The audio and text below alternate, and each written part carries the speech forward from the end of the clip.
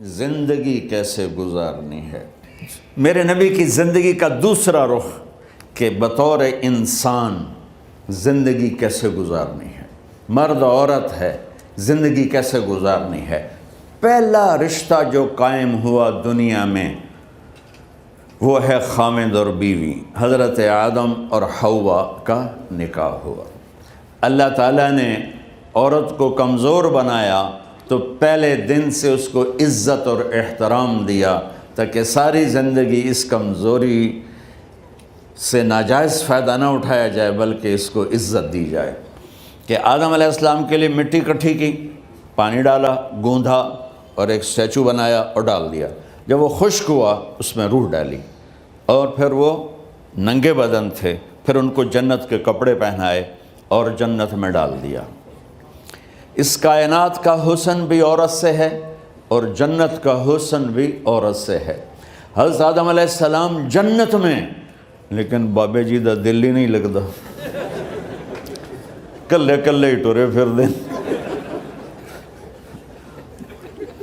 اب اللہ نے عورت کو بنانے کا ارادہ کیا تو اللہ ایک ڈھیر مٹی کا اکٹھا کر کے عورت کے لیے بھی بنا دیتا اور اس کا اسٹیچو بنا دیتا اور اس کو خشک ہونے دیتا، پھر اس میں روح ڈالتا، پھر اس کو کپڑے پہناتا۔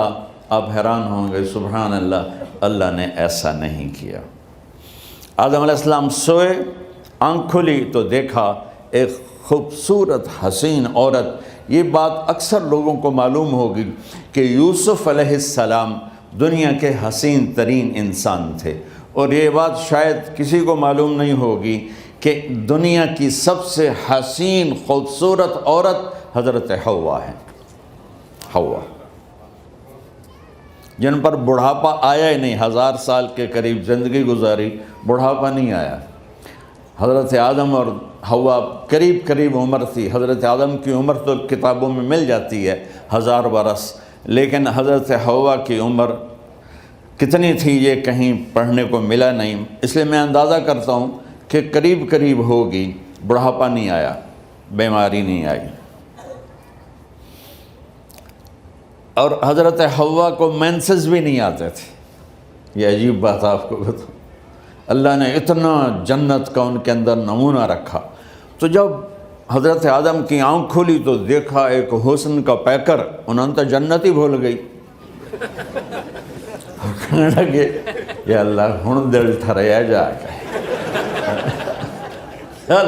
یا اللہ کون ہے؟ کہ تیری بیگم۔ کہ واہ جی واہ، موجاں ہی موجاں۔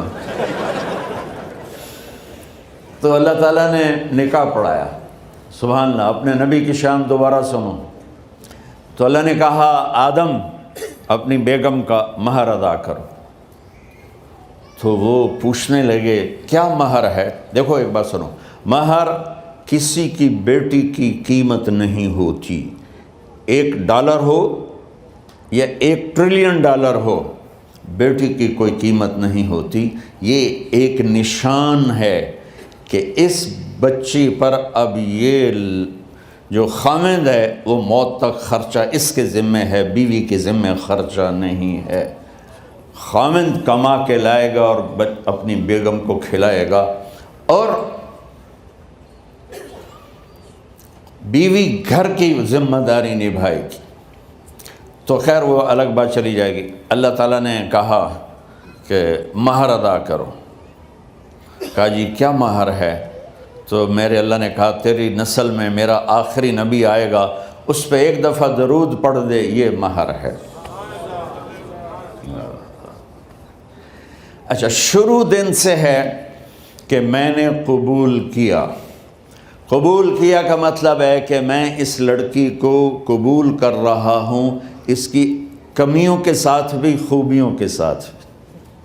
اور جب لڑکی کہتی ہے سائن کرنا قبول کیا ہے، یا زبان سے کہے قبول کیا ہے، تو یہ اس بات کی گارنٹی ہے کہ میں نے اپنے اس لڑکے کو خامد ہونے کے طور پہ قبول کیا، اس کی کمیوں کے ساتھ بھی، اس کی خوبیوں کے ساتھ بھی۔ اور جو ہی شادی ہو کر ڈولی سسرال کے گھر جاتی ہے تو ٹیسٹ شروع ہو جاتا ہے، کی کر دیے، باندھی کے میں، اٹھیندی کے میں، بول دی کے میں۔ اور اس میں بہت زیادہ نیگیٹو کردار ہے سسرال کا، کئی لڑکیوں کا، کیونکہ ہم نے اپنے نبی کی زندگی نہیں قبول کیا۔ یہ واجب ہے کہنا قبول کیا، کہ جس میں پیغام ہے کہ اب میں اس کی میں کوئی کمی ہے وہ بھی قبول کروں گی، کوئی خوبی ہے تو سر ماتھے پر، اور لڑکا کہتا ہے کہ میں اسے قبول کرتا ہوں، اس کی خوبیوں کے ساتھ بھی کمیوں کے ساتھ بھی۔ یہ بات یاد رکھنا، پرفیکشن کبھی تلاش نہ کرنا، پرفیکشن کبھی تلاش نہ کرنا۔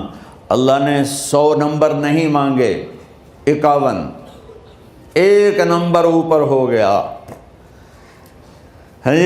گناہ تمہارے 50 ہیں اور نیکی تمہاری 51 ہے، تو اس ایک پر ہم تمہیں جنت میں ڈال دیں۔ اب کوئی خامند اپنی بیوی میں پرفیکشن دیکھنا چاہے، بیوی اپنے خامند میں پرفیکشن دیکھنا چاہے، ساس سسر اپنی بہو میں، ساس سسر اپنے داماد میں، بھائی اپنے بھائی میں، ماں باپ اپنی اولاد میں، اولاد اپنے ماں باپ میں، جہاں یہ نظر ہوگی تو وہاں لڑائی ہوگی۔ کمیوں کے ساتھ قبول کرو۔ قبول کا لفظ اتنا واجب ہے، تو ڈر تو پھر بہ گئی تھی نا۔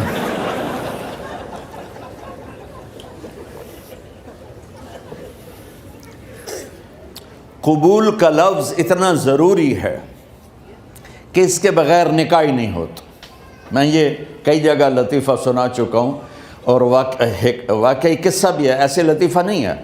میرے دوست ہیں، ذمہ دار ہیں اچھے، تو ان کے گاؤں کا ایک بچہ چھوٹی عمر میں بسوں پہ جا کے نا وہ جاب پہ لگ گیا، تو اس کا کام ہوتا ہے بس کو صاف کرنا، ڈرائیور کو چائے پلانا، اور جہاں کہیں رش ہو تو اس کو ڈائریکشن دینا، استاد جی کٹ لو، استاد جی آن دیو، استاد جی جان دیو، تو یہ اس کا محاورہ بن جاتا ہے۔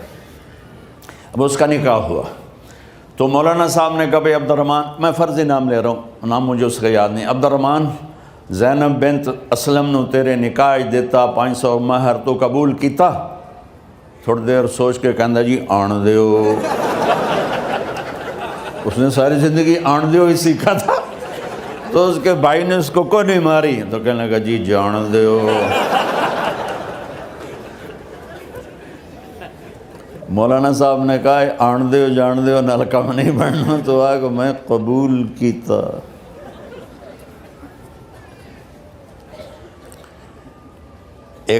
یہ بھی صحیح واقعہ سنا رہا ہوں۔ ایک نوجوان نے بیوی کو 3 طلاق دے دی کٹھی، اب ہو گیا پریشان، مولانا صاحب کے پاس گیا، کوئی میرے جیسا ہوگا، مولانا صاحب 3 طلاق دے بیٹھا، کوئی مسئلہ کا حرام؟ کہا جی کوئی رستہ حرام، کوئی گنجائش حرام۔ اس نے جیب سے موٹا سا لفافہ نکالا اور مولانا کے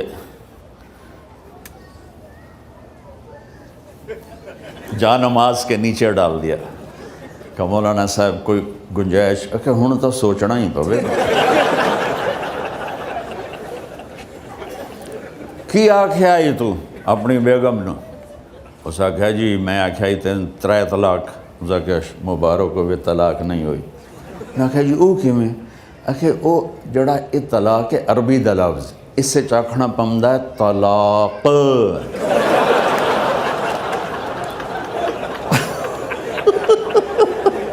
یہ آپ کو صحیح واقعہ سنا رہا ہوں۔ تو تم نے تو چھوٹے کاف کے ساتھ کہا ہے طلاق، او کاف تا کتے آلہ ہے، موجاں کر، ایک لفافہ ہو راوے تو چاہے ساری زندگی دا حلال کر دے۔ لفظ قبول اتنا ضروری ہے۔ تو میرے نبی نے 11 شادیاں کی، اللہ کی قسم شوق کی نہیں تھی۔ ما تزوجت وما زوجت الا بوحی من السماء نزل به جبریل۔ کہ لوگوں سن لو میری بات غور سے، مجھے عورت کی کوئی رغبت نہیں ہے، میں نے جہاں شادی کی، جہاں بیٹی کی شادی کی، پہلے اللہ نے آسمان سے جبریل بھیج کے حکم دیا، پھر میں نے قدم اٹھایا۔ تو پہلا رشتہ خامند اور بیوی ہے جو اس کائنات میں جڑتا ہے، یہ دنیا کا سارے رشتوں میں نمبر 1 رشتہ ہے، سب سے خوبصورت رشتہ ہے، سب سے اہم رشتہ ہے، سب سے بڑا رشتہ ہے۔ والدین کے لیے چند آیات ہیں، اولاد کے لیے چند آیات ہیں، بہن بھائیوں کے لیے چند آیات ہیں، خاوند اور بیوی کے لیے سینکڑوں آیات ہیں، سینکڑوں۔ تو اگر آپ اپنے گھروں میں کامیابی دیکھنا چاہتے ہو، اپنے گھر کو ہاؤس کی بجائے ہوم دیکھنا چاہتے ہو، خوشی کا اگر آپ اسے گہوارہ بنانا چاہتے ہو، اللہ کی قسم ڈگریوں سے نہیں ہوگا، محبت سے ہوگا۔ میرے نبی سے پوچھا گیا یا رسول اللہ اسلام کا سب سے مضبوط عمل، نہیں، میرے نبی نے سوال کیا، بولو بھائی اسلام کا سب سے مضبوط عمل کیا ہے؟ صحابہ نے کہا نماز۔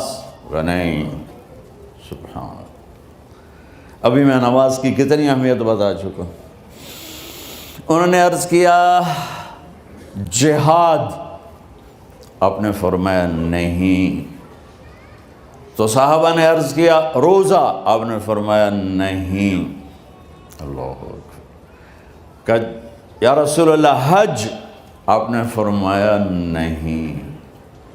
تو سارے صحابہ حیران ہو گئے، یا رسول اللہ نماز، جہاد، روزہ، حج، تو پھر کیا ہے؟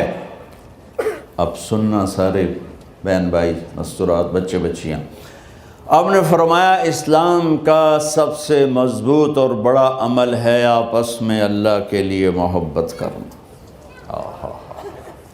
اگر آپ اپنے گھروں میں حسن دیکھنا چاہتے ہو تو ایک دوسرے سے محبت کرو، اظہار محبت کرو، اور محبت کے پیدا ہونے کے لیے بہت ساری چیزیں ہیں، لپیٹ کے 2 میں کر لیتا ہوں، 2 میں۔ بیوی کی خوبی دیکھو، کمی نہ دیکھو، خاوند کی خوبی دیکھو، کمی نہ دیکھو، پہلی بات۔ دوسری بات، اس زبان سے زہر نہ اگلو محبت کے پھول، اس زبان سے کڑوے جملے نہ ہوں، طنز نہ ہو، ٹونٹنگ نہ ہو، بےعزت نہ کرو، انسلٹ نہ کرو، تو آپ کے دل جڑ جائیں گے۔ یاد رکھو شکلوں سے زندگی آباد نہیں ہوتی، زندگی اخلاق سے آباد ہوتی۔ تو اپنے گھر سے ٹونٹنگ نکال دو۔ نہ کہا کا مطلب ہے بارش کا زمین میں جذب ہو کر یکجان ہو جانا، 2 زندگیوں کا محبت میں جذب ہو کر یکجان ہو جانے کو نکاح کہتے ہیں۔ نہ کہا آنکھوں میں نیند کا اتر کے سلا دینا، نہ کہا خاوند اور بیوی کا ایسی محبت دینا کہ چین کی نیند آ جائے، نہ کہا اعتماد کرنا، بھروسہ کرنا، خاوند بیوی پہ بھروسہ کرے، بیوی خاوند پہ بھروسہ کرے۔ اے نوے لوک کے فون چیک ہو رہے ہوئے، کال کتنے کی تھی، کال کتنے کی تھی۔ عزت دو، اعتماد کرو۔ چوتھا مطلب درخت کا چھاؤں بنا دینا، نہ کہا میاں اور بیوی، خاوند اور بیوی کا محبت کی ایسی چھاؤں بنانا کہ اس کے نیچے اولاد کا پودا خوبصورتی سے پیدا ہو سکے۔ نہ کہا، صرف لفظ نکاح کے مطلب بتا رہا ہوں، نہ کہا مریض کو، کدھر ڈاکٹر بیٹھے ہیں، میرے سامنے بیٹھے ہیں، مریض کو دوا ایسی دینا کہ وہ شفا یاب ہو جائے، آپس کے ایسے تعلق بنانا کہ زندگی کو شفا مل جائے۔ میرے بھائی بہنوں، میں آپ کو اپنے نبی کی زندگی بتا رہا ہوں۔ میرے نبی نے 11 شادیاں کی، اللہ ذوالجلال کی قسم، صرف ہمیں زندگی سکھانے کے لیے کہ گھر کی زندگی کیسے ہوتی ہے اور اولاد کو کیسے پالا جاتا ہے۔ اب لوگ کیا مجبوریاں ہیں کہ عورت بھی جاب کرتی ہے، مرد بھی جاب کرتا ہے۔ عورت کی سب سے بڑی جاب اپنی نسل کو پالنا ہوتا ہے۔ جب یہاں ٹائم نہیں ملتا بچے کو، نہ ماں سے ملتا ہے نہ باپ سے ملتا ہے، تو پھر وہ جنگل کا پودا بن جاتا ہے۔ یہ تو وینکوور ہے، فیصل آباد کی بات سناتا ہوں۔ میرے بچے جس اسکول میں پڑھتے تھے ان کے پرنسپل سے میری دوستی تھی، میں ملنے گیا ایک دن، تو کہنے لگے جی عجب واقعہ ہوا ہے کہ یہاں 2 بچے پڑھتے ہیں، ان کی ماں بھی ڈاکٹر ہے اور باپ بھی ڈاکٹر ہے، تو وہ دونوں آئے ہیں میرے پاس کہ ہمارے بچوں نے 3 دن ہو گئے ہیں گھر میں کھانا نہیں کھایا، تو ہم پریشان ہیں، ہمیں بتاتے نہیں، کائنڈلی آپ پوچھ کے بتائیں کہ وہ کھانا کیوں نہیں کھا رہے۔ ایک باری کر کے بھی دکھا دو.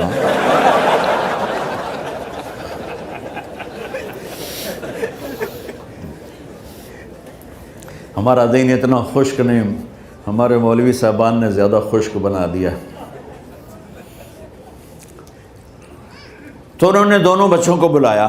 سننا سارے فیملیز بیٹھے ہو جہاں میں فیملی کی زندگی کو فوکس کر کے نبی سے جوڑ کے بتا رہا ہوں، طارق جمیل کے تجربے نہیں بتا رہا. دونوں بچوں کو بلایا. بیٹا آپ کھانا کیوں نہیں کھا رہے؟ کہا جی ہم اپنے ممی اور بابا کے سامنے نہیں بتائیں گے. تو انہوں نے دونوں کو باہر بٹھا دیا. پھر پوچھا اب بتاؤ کیا مسئلہ ہے؟ ان کا سر ہم صبح جب ناشتہ کرتے ہیں تو ہمارے ممی ڈیڈی سو رہے ہوتے ہیں، ہماری ان سے ملاقات نہیں ہوتی. جب ہم اسکول سے واپس آتے ہیں تو ممی ڈیڈی اپنے میڈیکل کالج میں ہوتے ہیں، ہاسپٹل میں ہوتے ہیں، تو ہمیں ان کو دیکھنے کا موقع نہیں ملتا. شام کو جب ہم کھانا کھاتے ہیں تو یہ دونوں اپنے پرائیویٹ کلینک میں ہوتے ہیں، تو ہم ان کو دیکھ نہیں پاتے. پورا ہفتہ گزر جاتا ہے، ہمیں ماں باپ کی شکل نظر نہیں آتی. تو ہم نے اسٹرائک کی ہے کہ ایسے ماں باپ کی روٹی کیا کھانی جو اپنی شکل بھی نہ دکھا سکیں. تو اس لیے ہم نے کہا ہم نے بائیکاٹ کیا ہے، گھر میں نہیں کھانا ہے. تو ایسی لائف مت بناؤ. یہاں ایک بہت بڑا چکر شیطان دیتا ہے، بڑی گاڑی لے لو، $100 کی قسط تو ہے، اور بڑا گھر لے لو، $200 یا $100 کی قسط تو ہے. پھر میاں بھی کام کرے، بیوی بھی کام کرے، جو کہ بڑا گھر باقی رہے، تو خوشیاں تو مٹ گئیں. جو ڈبل جاب کرے گا، پھر ڈبل جاب کرتے ہیں. ڈبل جاب کرنے والا بیچارہ تھکا ہوا ذہن لے کے آتا ہے، وہ کیسے ٹائم دے گا اپنے بچوں کو خوشی کے ساتھ؟ جو ماں جاب کر کے آئے گی، پھر کھانا پکائے گی، وہ جب اتنی تھک جائے گی تو اپنے بچوں کو کھلا ٹائم کیسے دے سکے گی؟ پوری کائنات کی ذمہ داری تھی میرے نبی کے سر پر، اور آپ اس کے باوجود روزانہ حسن حسین کے لیے وقت نکالتے تھے. اور انہوں کو آ کر کوئی لیکچر نہیں. دیکھو ماں باپ سے ایک بات کرتا ہوں، لیکچر تھوڑا دو، محبت زیادہ کرو. یہ نہ کرو، یہ کیوں کیا، یہ کرو، یہ کرو، یہ چھوڑ کر صرف سینے سے لگاؤ، صرف محبت دو. کمیوں سمیت بچوں کو قبول کرو، ان کی زندگی تبدیل ہو جائے گی. اتنے بڑے نبی، اتنی بڑی ذمہ داری، اور اتنا درد سینے میں کہ آپ کے سینے سے ایسے ابلنے کی آواز آتی تھی جیسے ہانڈی ابلتی ہے. اس کے باوجود آپ روزانہ کہتے ہیں این اللقا، میرے شرارتی بچے کدھر ہیں؟ تو وہ بھاگے بھاگے آتے. دیکھو میں فزیکل کر کے بتاؤں گا تاکہ آپ کو پتہ چلے زندگی کیسے گزاری. کہ میرے شرارتی بچے کدھر ہیں؟ 7 بر اعظم کی ذمہ داری ہے. وہ تھوڑی چھوٹیاں جابن تو تسی کہتے ہو بزی بڑے ہیں. میرے نبی پہ 7 بر اعظم کے انسانوں کی ذمہ داری ہے، اور آخری آنے والے انسان تک کی ذمہ داری ہے. اس سے بڑی جاب کس کی ہوگی کائنات میں؟ اور پھر آپ روزانہ آتے ہیں این اللقا، میرے شرارتی بچے کدھر ہیں؟ تو حسن حسین بھاگے بھاگے آتے. آپ ان کے لیے یوں ہو جاتے تھے، آؤ بھائی میری کمر پہ چڑھ جاؤ. اپنے نبی کی عظمت کو جانو کہ انہوں نے زندگی کیسے سکھائی. چاند کے 2 ٹکڑے کر دینا کوئی معمولی بات ہے، آسمان چیر کے چلے جانا معمولی بات ہے، ایک زندگی سکھا کے جانا سب سے بڑی بات ہے. کتنی اولادیں برباد ہو گئیں ماں باپ کی وجہ سے، کتنے گھر اجڑ گئے ساس سسر کی وجہ سے، کتنے گھر اجڑ گئے لڑکی کے بدتمیز ہونے کی وجہ سے، کتنے گھر اجڑ گئے لڑکے کے شرابی اور باہر کی گندگی کی وجہ سے. زندگی سیکھو. یہ اتنے بڑے نبی ہو کر آپ یوں ہو رہے ہیں جیسے میں نے آپ کو کر کے دکھایا. دونوں کو اوپر بٹھا لیتے اور کمرے میں چکر لگاتے تھے، پھر یوں کر کے پوچھتے تمہارا اونٹ کیسا ہے؟ پھر دونوں کو اتار دیتے اور اپنی نواسی زینب، جن کو حضرت علی کی وراثت ملی کس کی؟ علم کی، فصاحت اور بلاغت کی۔